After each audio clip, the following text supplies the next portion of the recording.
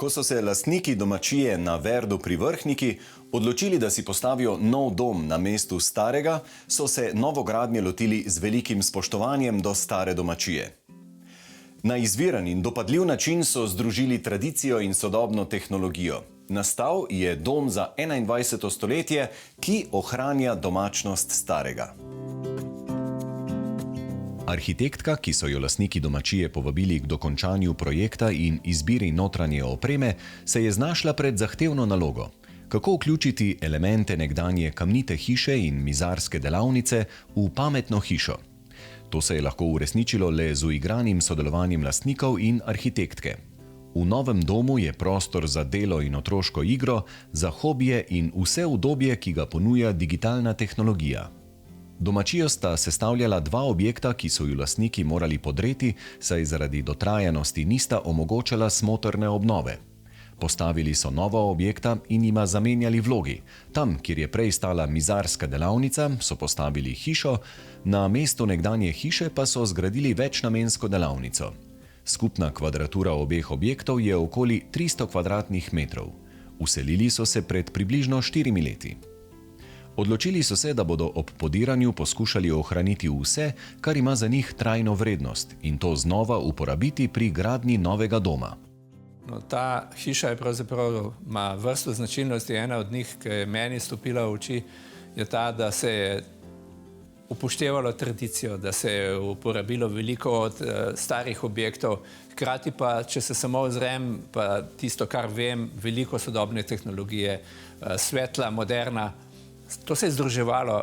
A se je vam to zdelo, verjamem, da ste sprejeli, ampak kako ste gledali na ta proces? Ja, pravzaprav prvi stavek je bil strani lastnikov točno ta. Mi moramo pobrati, kar se da pobrati iz starega, tradicionalnega in uplesti v novo. Tako da začeli smo z gledanjem vseh predmetov, ki so v hiši ostali. To je bila ena bivša delavnica lesarska, tako da je bilo en kup enih stvari, en kup materialov, ful dobrih stvari, ki jih je bilo res škoda ne uporabiti naprej. Potem je pa to spet tak dolg proces, da vmes vedeli smo, da hočemo moderno hišo, v vsakem primeru, potem pa kako te stvari uvleči noter, kam točno postaviti, smo pa malo pustili za pol, ker potem najprej misliš, to bom vse razstavil, potem je hiša muzej in ni tako enostavno, ampak daš določenemu predmetu prednost, in češ, ok, tega ja, tega ne, tega damo tam, in je potem to se razvilo v nekaj, kar je zdaj prišlo ven, kar ni tisto, kar je bilo čisto na začetku mišljeno. No. Tudi prej sta stala dva objekta, bliže ceste je bila domačija hiša, stran od ceste pa delavnica.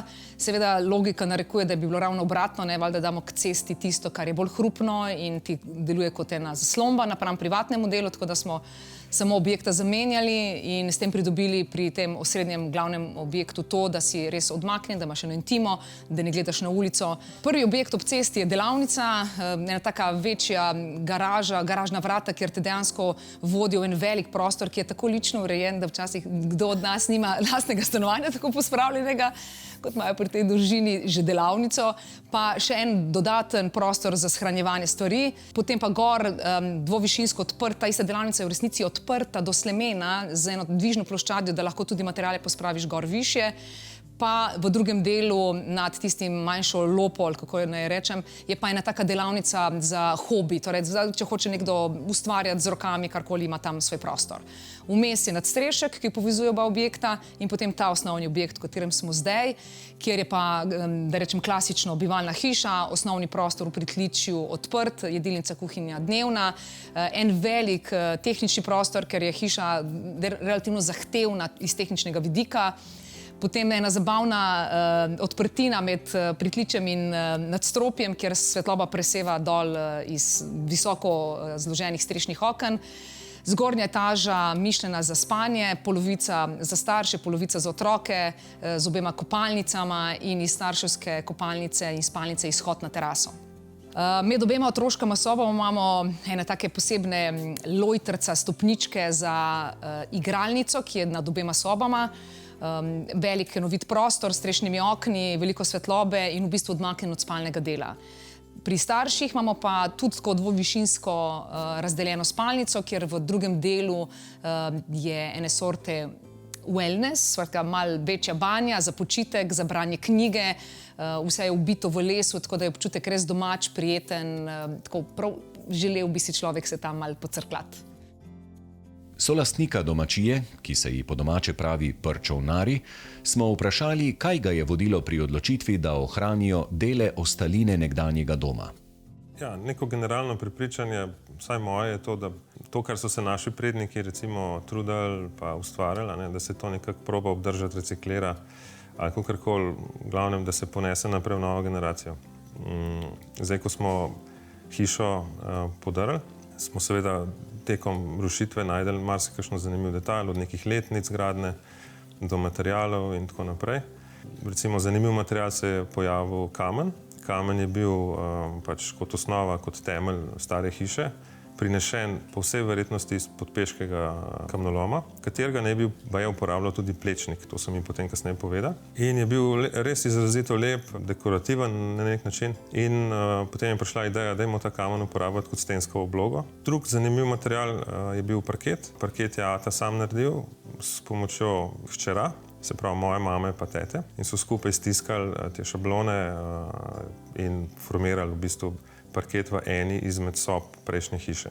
In ta parket je bilo potem res težko pustiti, da ga občudujejo na komunali, ne? In smo ga raje v bistvu občudovali mi in smo ga probali v bistvu iz prostora vzeti ven, kar je bil v bistvu načeloma na koncu celo lahek postopek, ker je bil v bistvu na neki smoli položen. Potem smo ga skladiščili, posušili, bil je tudi napit vlage, pač ta hiša prejšnja ni bila izolirana, hidro, ne? In na koncu v bistvu iz vsake četrtine parketa izvzeli četrtino. Tako se je matrika išla, da smo sploh lahko po kvadraturi uporabili ta parket. Kamen iz stare hiše so obdelali in priredili za več stenskih oblog. Ena od posebej zanimivih oblog je ob kaminu v dnevnem prostoru na steni, na kateri je pritrjen tudi televizijski sprejemnik. Tu se vidi, kako podrobno so načrtovali vse detajle pri gradnji. Kamin je že itak lebdeč, torej ga sploh ne naslanjamo na tla, ampak je vpet v steno. Zadaj so kamni, ki imajo zelo, zelo močno zgodovino. Vogal, torej dobesedno vogalnik teh kamnov je pa narejen tako, da smo dejansko kamen odrezali, še odrezali pod kotom, zalepili skupaj in naredili, praktično zračunali, kateri kamen bo A, B, C, D, kako bojo šli po vrsti, da se bo to vse išlo in noter še vgradili en delček inštalacij. Tako da zgodba za 3 dni dela, da smo si ta vogal naredili tako, kot smo hoteli. Hiša skriva še veliko premišljenih rešitev povezanih z zvokom in osvetlitvijo. Strop v dnevnem prostoru je izdelan podobno kot v zvočnem studiu, željo, da v prostoru ni odmeva. Luči na stopnišču so umestili na točno določena mesta, pri čemer so predvideli višino in kot, pod katerim bo padala svetloba na stopnice. Solastnik je s pridom uporabil sodobno tehnologijo, ki omogoča upravljanje ključnih bivalnih pogojev v hiši. Živeti v hiši tega ranga, velikosti mislim, pa raznih sistemov, ki so vgrajeni v to hišo, mislim, da brez neke pametne strukture v ozadju je kar težko. Ideja je bila, da hiša v bistvu nekako sama živi, v smislu odzivnosti na vremenske razmere pa pogoje na splošno. Tako da smo v bistvu štartali že v osnovi za pametno inštalacijo, ne? Se pravi, vsa svetila so programirana preko pametnih inštalacij, pomeni, da se lahko igramo z različnimi ambienti, če želimo, oziroma sama avtomatika poskrbi, da prehajamo iz dnevnega v nočni pa večerni režim. Potem avtomatski sistemi dvigov, žaluzij, pa strešnih rulet, pa vsega tega, kar bi načeloma mogel vsak dan zjutraj potem pritiskati ali pa zvečer spuščati, če bi hotel se to ročno iti. In je to kar nekaj dela, recimo, da se reče pri točnih enotah teh elektronskih naprav. Ogrevanje samo je talno, imamo toplotno črpalko, bazirano na vrtini, na vodi. Je spet vodeno preko pametne inštalacije, kjer se določajo temperaturni režimi, offseti, se pravi, kdaj so vklopi, izklopi. Podobno je z ohlajenjem objekta. K sodobnemu načinu življenja spada tudi skrb za čist in primerno vlažen zrak. Danes tega ne zagotavljamo samo z odpiranjem oken, ampak na sodoben način s prezračevalnim sistemom. V tej hiši so zunanje enote skrite tako, da jih pravzaprav na prvi pogled niti ne vidimo. Kar se osvetlitve tiče, smo sledili naravni svetlobi. Se pravi, na eni strani veliko odprtih površin, okenskih, da dopuščamo v hišo veliko zunanje svetlobe. Po drugi strani smo hoteli naravno svetlobo obdržati tudi znotraj, ko imamo umetno osvetlitev, ne. In zato smo šli v halogensko smer, ne v LED, ki je pač baziran na elementih, ki niso naravni, ampak smo se držali nekje ognja, ne. Se pravi halogen, poln spektr svetlobe, prijazno do očesa, prijazno do počutja. Pravzaprav ne preseneča, da nekdo, ki je tak poznavalec sodobne digitalne tehnologije, najde svojo sprostitev v delu z lesom. Od vseh naravnih elementov mi je najbližji les. Verjetno je to neka dediščina od ata, ate je bil mizar, poklicni mizar, potem tudi projektant veliko za stole in te opreme. Tako, no. In ja, skozi se je delal nekaj z lesom pri nas doma in vedno je imela hiša zraven delavnica, ne, kot nek support objekt sami hiši. Ker je to tudi ene vrste hobi moj, ne. Jaz se s tem poklicno ne ukvarjam, ampak zelo rad pač se ukvarjam z lesom. Bom rekel, mi diši ta prah, kar mi pa recimo aluminij ne, a ne, tako, če primerjam elemente med sabo. In potem ustvarjamo noter pač razne te neke dodatke okrog hiše, zdaj z Jakatom, starejšim sinom, delava Titanika, tako, se malo s tem hecava. Teja, a imate vi kakšen svoj kotiček v tej hiši?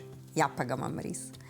Ni v hiši, je v gospodarskem objektu, zgoraj nad kolesarnico, je en prostor, ki je pa res moj. En tak zen kotiček, v katerem res v miru lahko ustvarjam naravno kozmetiko.